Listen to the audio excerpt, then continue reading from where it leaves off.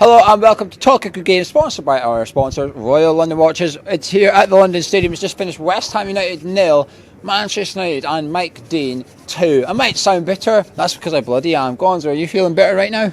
I'm bitter and I'm cold. It's very, very cold. Mike Dean did not help. We'd be feeling a bit of winter warmth had he have been a little bit more generous, I think, today. It was terrible. Terrible performance from the referee. First 15 minutes, were you happy with that? From the start until the red card, were you happy with what you've seen from West Ham? Yeah, okay. I mean, I expected a 2-0 loss today. You know that. We predicted it in the preview. Well, I did at least. But, yeah, I thought we'd set our stall out okay. And it was an abomination by the referee, really. And it changed the game until the end. View on the red card? A red card? No way. No way at all. Phil Jones rolled around like an absolute prima donna. It was an Oscar-winning performance, to be perfectly honest with you. And yeah, it was bad, and it affected the whole game and affected everybody's sort of New Year festivities, really. I thought we played well until the red card. No way a red card for me. 50-50. The ball's there to be won. They both got in for it. Phil Jones wins the ball. Yellow card, perhaps, but there's no intent to hurt. I don't know if Phil Jones necessarily faked, he might have done, but I think it probably hurt him a little bit, probably hurt Feghouli as well. It's just one of those challenges where both players are going in wholeheartedly and neither of them are ducking out the challenge, and that's what I want to see in football. That's what I want to see from West Ham player. I want to see, especially with a player like Feghouli, who's not really had a chance, who's got a bit of criticism from fans. He gets his chance, you've got to take it. You can't duck out of challenges. You cannot let Phil Jones have a clean run at that one. He has to go for it. He's entitled to go for it, and it can feel really harshly done by. But for the rest of the half, we kept it 0-0. Were you happy with what you received from West Ham? Yeah, I mean, I thought West Ham played reasonably well, and I think once we went down to 10 men, we tried to play a containing game, and that worked well until half time. But at half time, I thought we were perhaps going to try and do something a little bit different and address the fact that it was 10 against 11. They got their goal, deserved, would you say? Good play by Rashford and Mata. Nice tidy finish by Juan Mata. This Jose Mourinho sub made the difference. Yeah, I mean, I can't lie about it because people are going to see the vlog, and in the vlog you very much said they're going to attack Nordveit and Rashford is going to do very well against him, and Rashford did well against Nordveit. The ball came across and they scored a goal, so there's no point in pretending otherwise. But I can't help but think that with 11 against 11 it might have been slightly better. Do you think maybe the way, the circumstances with the referee, etc., has maybe taken the shine off what was quite a good goal by Man U? No, it was a very good goal, and Man U are a very good team. They've got a lot of good players, far too many than we can really list at the moment. Pogba was influential today. Rashford came on, did very well from the left. I thought it was a good substitution because I thought Lingard, he's a bit crap really, to be perfectly honest with you. So I thought it was a good substitution. He came on, made the difference. Ibrahimovic obviously with the second goal as well. So they're a very, very hard team to contain. You need 11 players on the pitch. We didn't have that. Andy Carroll come on, do you think that slightly changed the game a little bit? I felt Man U went a bit, I think they retreated a yard or two as soon as Andy Carroll come on the pitch. I thought they thought, right, okay, hang on a minute here, this guy can cause us a bit of damage. We've only got the one goal lead, let's sit back and not cause any silly errors. Well, I think Man U adjusted in expectation of what Carroll might have done. So Carroll comes on the pitch, and do we feed him? No. Well, I don't think at any point. I think we bring Carroll on with the expectation that perhaps we can put some long balls into the box, get Andy Carroll in the box, and even though we're a man down, we can do something. I did not see that delivery. I did not see Andy Carroll in those positions that we would hope he would be in. I thought it was the right substitution, but then the tactics that supplemented it were the wrong tactics. I think you're being incredibly harsh there. I think we are down to 10 men. The players have been playing with 10 men since the 15th minute. They're going to be tired. They're playing a second game in 3 days. There's a natural fatigue anyway, but when you're playing against Man U, who make you chase shadows about, we're playing on a massive pitch. I think you're being harsh on the players there. I think we did our best. I think we grafted hard, and I think I actually think we played a lot more to Andy Carroll's strengths today than we did against Leicester. I think we were getting the ball up. I thought Carroll was winning a lot in the air compared to what he did a couple of days ago. And Antonio was feeding off the knockdowns. Antonio should have done better with his one-on-one. Fantastic ball from Lanzini. It was, yeah, and he should have done better. And don't get me wrong, number one, I blame Mike Dean. Number two, I blame Phil Jones. So, I mean, it's well down the list in what I expect West Ham to have done. But when you're talking about endeavour, when you're talking about the fact that we might have been tired at that time, it doesn't take a lot of athletic ability to actually pump the ball into the box, and I don't think we really did that. I don't think we capitalised on the fact that Andy Carroll was up there. I think we could have done a little bit better than we did. But make no mistake about it, I'm not blaming West Ham, I'm blaming Mike Dean, I'm blaming Phil Jones. Tom's here anyway. What's Tom's take on it? Well, we'll get Tom's take in a wee second. I want your overall view, but Man U made it 2-0. World-class striker, isn't he? He's brilliant, and I've got to say, we ran a little poll at the start of the season because we were linked with Zlatan Ibrahimovic, and a lot of people were saying he was too old and not good enough for West Ham. Make no mistake about it, he's a top striker, one of the top strikers in the league. Everybody was saying Aguero. Sorry, people are shouting stuff at us, very rude people, particularly Tom over there. He scores goals. Tom said he scores goals. He does score goals. Aguero was rumoured to be the best striker in the league. I think Ibrahimovic is a very, very good striker, and well, we would have done very well to get him, but I think he's shown that he's a level above anything that we've got to offer at the moment. Offside? I thought at the time, but then we got a little glimpse. If you noticed on the screen, they started to show it, and then they cut off the replay very, very quickly. It looked like possibly he wasn't, but I'd have to see it on Match of the Day. I think there's 3 of them offside, actually. Oh, really? Ibrahimovic was one of them. I think the line's made an absolute bollocks of a call. It's not just Mike Dean, it's all the officials today out there on that pitch.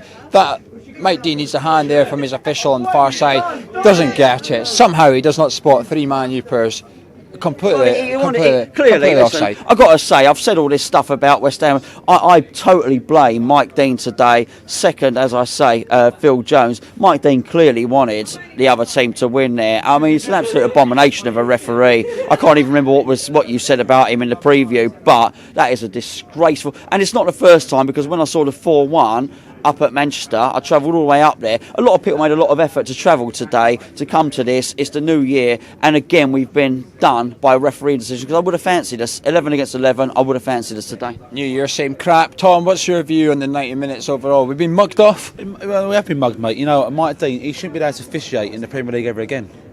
He should be demoted to League 2, right? You know, or may retire. That is absolutely the way. I mean, everyone's going to talk about the decision now, like saying, "Oh, like we're going to feel like hard done by fans because we got beat today." The thing is, but let's talk about it, because the thing is, he actually done us out of 15 minutes in. You send someone off that was absolutely it's diabolical to send him off in 15 minutes. No, I'm not happy about it. You know what? And he should be made to feel the full wrath of the FA. But you know what? They'll stick behind him. He'll be made to fish out other games, and he might as well have the white shirt on today, the Spurs shirt that everyone says he's a Spurs supporter, and he might as well be out there today playing for Man United, because it's diabolical, mate. Absolutely. And you know what? You touched on it, and the second goal, all 3 of them are offside. I've seen the photograph already. All 3 of them are offside.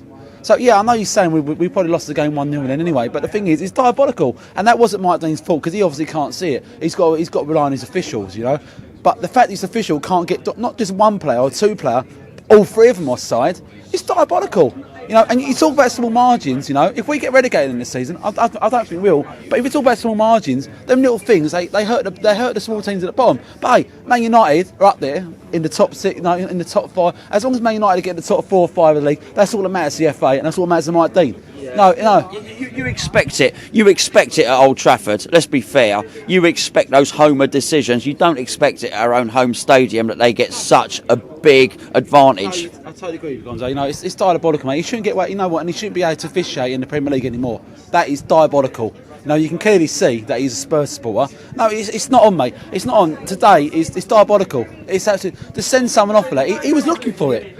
I mean, he wasn't even. He had a card. Do you know what I mean, and I honestly, words. Mate, without swearing on this channel, I can't tell you how bad I feel about that. You know, 11 against 11. You're right. 15 minutes. The first 15 minutes before that, I thought we held our own. You know, we had a few good chances. You know, and we were holding our own against them. But that happened, and that completely changed the whole complex. If we was to get anything out of the game, then it would have been a result. But Hey.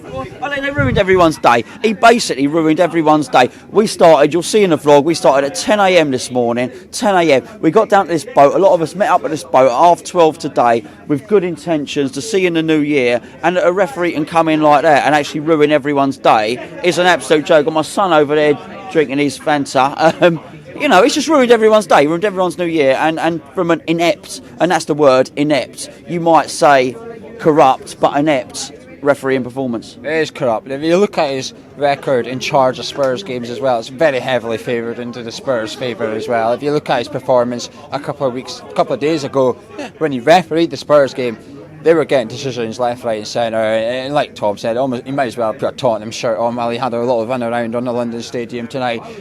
What about Bilic's tactics? What about the team today? Were you happy with what you've seen apart from the Carroll thing? You spoke about the Carroll thing, but away from that. Yeah, because he started off with good tactics and good intentions. Feghouli was clearly playing and trying his hardest, as you alluded to earlier. That was absolutely fine. I thought he started with Obiang, who was good today. Let's get that straight. Obiang was good today. Lanzini.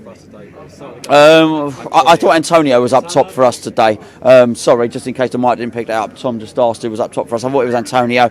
Lanzini, I thought was playing. So it was really the team that I probably would have picked. I thought he's got his tactics okay today. And I honestly think 11v11 that would have ended 0-0 today. And I thought it was going to be 2-0 to Man U. So actually his tactics were better than I expected. Away from the referee for a minute. Let's take the referee out of this for a minute, Tom. Are you happy with what you've seen from West Ham today? Yeah, they held their own, mate. I mean, 15 minutes. I mean, they scored their first goal in 60 minutes. So, what, for 45, 47 minutes, we held our own, you know.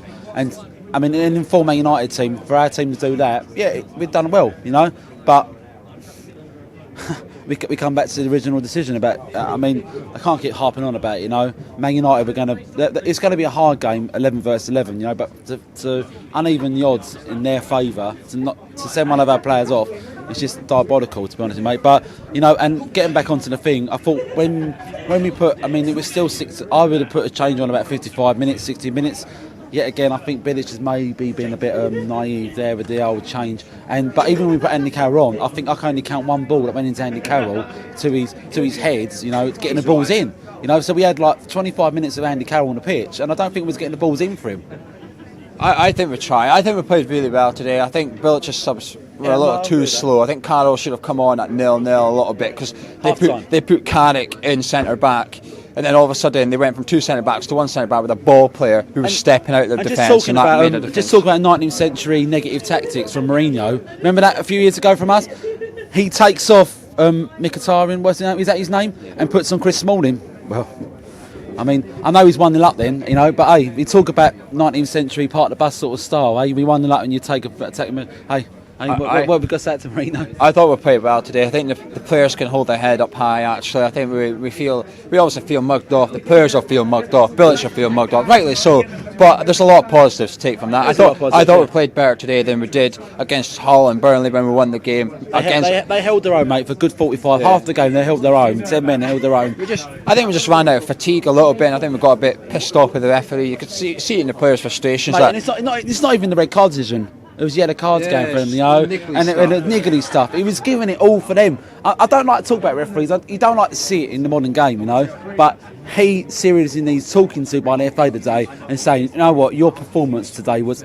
It wasn't on. You know what I mean, it wasn't on. Even not from the West Ham side of things. Even just from a neutral point of view, you know, they've got to look at his performance there and they've got to reprimand him for that because it's diabolical. Well, let's start wrapping it up. Before I get these man of match and final thoughts from these ones, without the words of Mike Dean, you're not allowed to mention Mike Dean or referee. Join us. We'll be live tomorrow night, which is Tuesday. Tuesday night we'll be live doing our preview for the Man City game, FA Cup. This result can actually help West Ham because now Man City are looking over their shoulder. They've got Man U, they've got Spurs, they've got Arsenal all in form. Man City have to concentrate on the top four. They need to ditch the FA Cup, in my opinion, and that's what can make this season a good one for me. We've got some clowns behind the camera there we're trying to ignore. But make sure you subscribe as well. It's 2017. Be kind. Gonzo, what's your final thoughts on your West Ham man of the match? I can't believe Spencer's standing behind the camera doing such a thing. But man of the match would be Obiang. Obiang today, I think, was very good. Lanzini tried hard. Yeah, I'll go Obiang. Any final thoughts before you say cheerio to the viewers? No, just thank you very much for joining us throughout the new year. Hopefully we'll have a better 2017, should I say, and we need a transfer window. We need to improve things a little bit. I think if we make 2 or 3 really good signings, then we'll move up to the next level and perhaps start moving into the top 10 and start sort of replicating last season, really. Tom, final thoughts on your West Ham man of the match? My man of the match today, West Ham man of the match, very difficult. I thought Antonio and Obi, between them two, to be honest, I thought they had a good game. But just following on from Gonzo said, I mean, Northett had a good game today, you know. I know he was their first goal come from him, but you can't blame him because he's right back, he's playing out of position, you know. So we need a right back in the window. That's clear for anyone to see. Byron to come back, I don't know, you know, or someone to manage Byron. But we need a right back in the window, mate. And I just hope that we can, the next 3 or 4 games, we pick up a bit. I think all 11 players played well today. I can't criticise anyone. Worked hard. They grafted, 10 players. Well, to be fair, I'll give Feghouli as well. I thought Feghouli did well for the 15 minutes he was on. My man manager's Lanzini, I thought he shone today. I think some of his passes, that through ball for Antonio was just on point. Antonio, naughty boy. If he scores that, it's a different game, innit? Yeah, it is, but you know, I thought Lanzini was fantastic against. He was playing the role of a striker / attacking midfielder to a point for a long period of time. I thought he did it well. Big call by Bilic taking off Payet. Fair play to Bilic. It takes a bit of balls to do that. And we down now, isn't it? Yeah, but even at 1-0 down, you're taking off your player that can actually do something. If you get a free kick, he can score it, etc. Yeah, but as soon as he took Payet off, we won a free kick, which Payet could have possibly scored from. But anyway, we'll be back. Man City preview. We'll have a transfer window as well. We're leaving you with this bunch of drunken idiots. Thank you very much for joining us. Thank you very much.